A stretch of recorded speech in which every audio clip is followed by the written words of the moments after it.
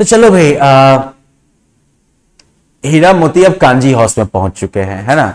और जीवन में पहली बार ऐसा उनको जो है पाला पड़ा है, ऐसा साबिका पड़ा, मतलब ऐसा ऐसी परिस्थितियों से पाला पड़ा कि पूरा दिन बीत गया और खाने को एक तिनका भी ना मिला। मतलब बेचारे जो मटर वटर खा के पार्टी किए थे ना, वही था। मतलब ये हुआ कि आपको जो है भरपेट एकदम से आपका फेवरेट खाना खिला के और अगले दिन से सब भूखा छोड़ दे, वही हाल बेचारे का हो गया।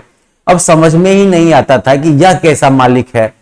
इससे तो गया फिर भी अच्छा था ना, कम से कम सूखा भूसा भी तो देता था खाने के लिए। अब ये कैसा मालिक है पता ही नहीं। यहां पर कई भैंसें थी, कई बकरियां, कई घोड़े, कई गधे, पर किसी के सामने चारा नहीं था, किसी के सामने खाने के लिए कुछ था नहीं। अब सब जमीन पर मुर्दों की तरह पड़े थे।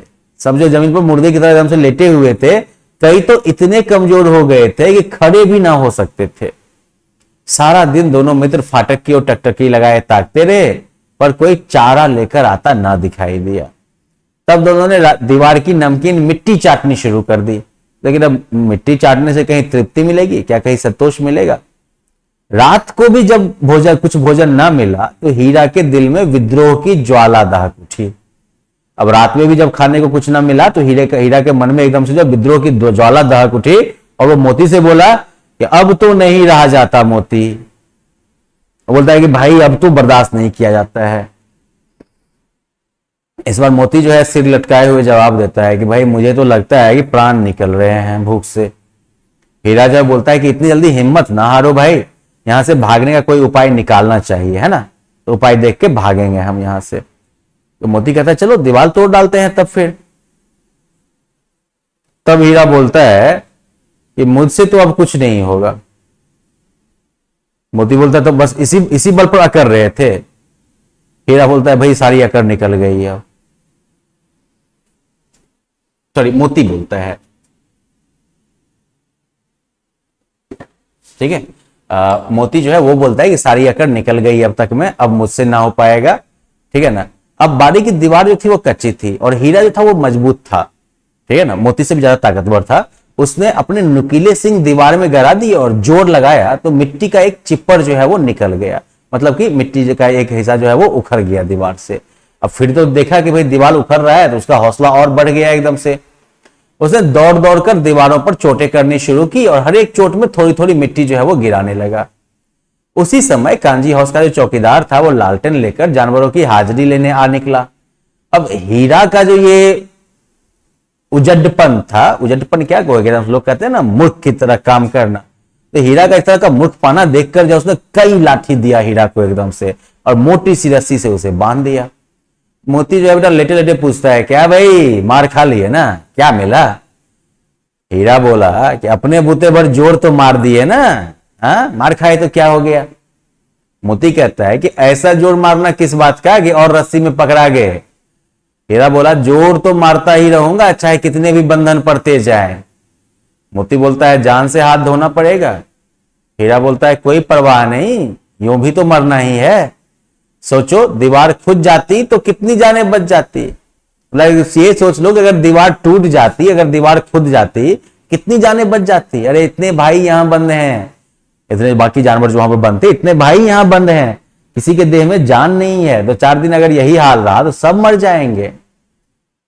तो मतलब हीरा जो यहां पर सिंह चला रहा था वो सिर्फ खुद के लिए नहीं चला रहा था, वो जो है उन सभी जानवरों के लिए चला रहा था जो कि उस कांजी हाउस में उस अमानवीय, कह सकते हो अमानवीय हालत में बंद थे, जहां पर कि उनकी जान को भी खतरा था।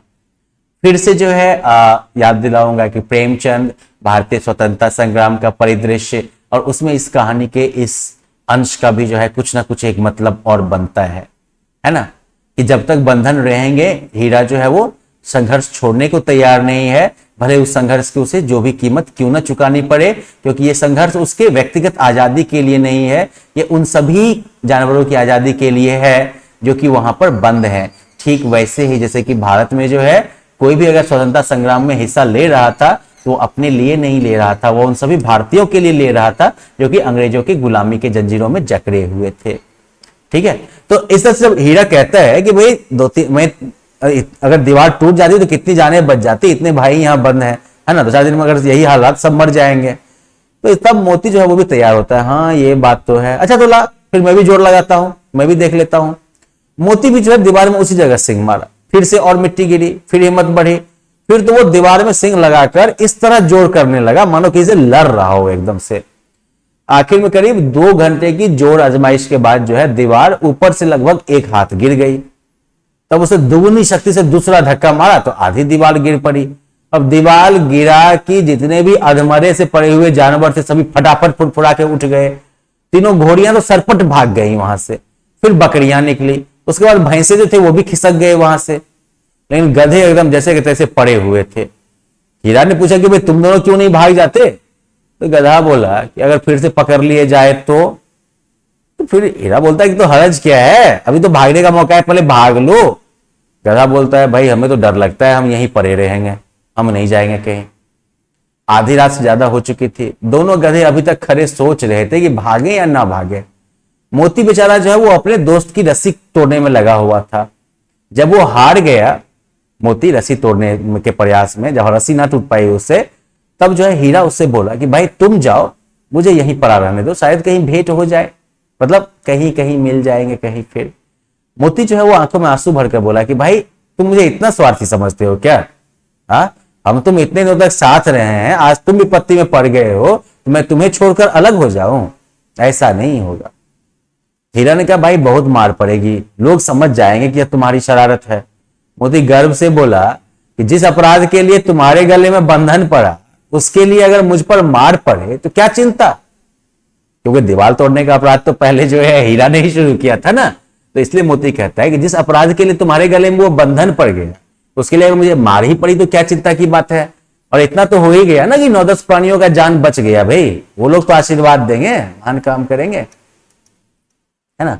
यह कहते हुए मोती ने दोनों गधों को सींगों से मार मार कर बाड़े के बाहर निकाला और तब अपने बंधु के पास आकर सो गया, है ना। वो गधा जो था वो अभी भी भागने को तैयार नहीं था, लेकिन मोती जो है वो सिंह मार मार के भाग यहां से, भाग यहां से, भगा दिया उसको, जबरदस्ती आजाद करवा दिया।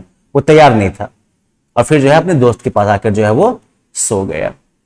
अब यहां पर जो मोती के नहीं भागने का ये है प्रसंग, तो यहाँ पर जो है एक चीज तो है कि दोनों के बीच के आपस का प्रेम कैसा है ये भी आपको दिखता है, क्योंकि इससे पहले जब मोती खेत में फंस गया था, हीरा वहां से भाग सकता था, लेकिन हीरा भी लौट के वापस आ गया था। और यहाँ पर जब मोती के पास भागने का मौका है और हीरा उसे भागने को कहता भी है तो मोती नहीं भागता। तो ये तो आपसी प्रेम की एक हो ही गई पहचान। ऐसी ही घटनाएं कुछ जो है हमारे इतिहास के संग्राम में भी हो चुकी हैं, जहां पर कि हमारे स्वतंत्रता संग्राम सेनानी जो थे, कुछ जो क्रांतिकारी युवा थे, जैसे कि भगत सिंह वगैरह, भगत सिंह, राजदेव, आई थिंक भगत सिंह, अशफाकुल्ला खां और सुखदेव शायद थे तीनों। आप लोग जो है कंफर्म कर लीजिएगा, मैं बहुत ज्यादा अभी थोड़ा सा जो है कंफ्यूज हो रहा हूं मैं।